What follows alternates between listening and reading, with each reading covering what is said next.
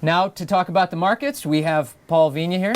Morning, Paul. How you doing, Ralph? How are the futures? Jobless claims are terrible. Is that the hurting the futures markets? are okay. The jobless claims are terrible. Jobless claims come out at 8:30. They're expected to be up a little bit, maybe 15,000. They're up much more. They're up about 34,000, back to 386,000. So last week really becomes a total outlier. We had a huge drop last week. Now we're back at 386,000, which is a high level.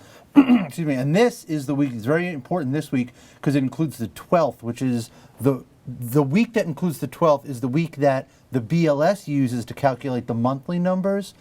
So because this number was so high, you can already count on a week monthly number when that comes out at the beginning of next Because they're month. going to have revisions, or how come? No, because, well, you look at where the jobless claims are right now, right? 386,000 for this week. That's a bad number. It's close to 400,000, which is, and it's not an exact science, but 400,000 is roughly the line between adding jobs and taking away from jobs, losing jobs. So you're close to that line. The point is you don't have a lot of job creation, and this is the week that the BLS will look at to sort of extrapolate for the whole month. So because this was a weak EAE, you're going to get a weak number at the end of the month. Okay. Yeah. Spanish bond yields, by the way. Spanish bond yields back at 7%.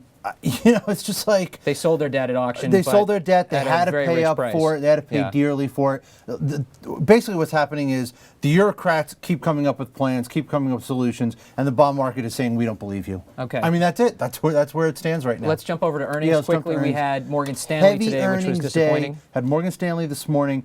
Big drop. Profit was down about 50%. They talk about the trading environment.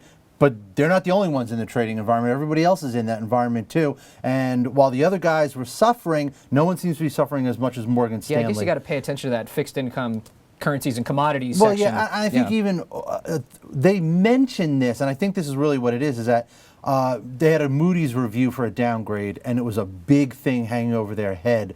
And they said that kind of kept some people on the sidelines. So I think they lost a little bit of business because people they weren't sure what to do with Morgan Stanley until that review was done. I think that cost them some business in the quarter. Okay, and last, let's just mention Nokia quickly. Bad day for Nokia, good Lord. They reported earnings, they reported a loss, and the loss was Stock's much wider than like expected. It's up a little bit, that's what's amazing, right? The stock, you look at it and say, oh, it's up 12%, which sounds great. It's a sub $2 stock. Yeah. So, I mean, a couple of pennies really moves it. They had pre-announced earnings, and maybe what they came out with, people probably thought after RIM, for instance, RIM came out, and then after they pre-announced it was a lot worse. The fact is Nokia wasn't a lot worse. The business isn't doing well. The loss is much wider than expected. The only sort of silver lining was that they apparently have more cash on the books than thought, which means that they have some money for the turnaround that they need to undertake. Part of that, I wonder, we got to look at it, they raised a little bit more debt, I think, in the quarter.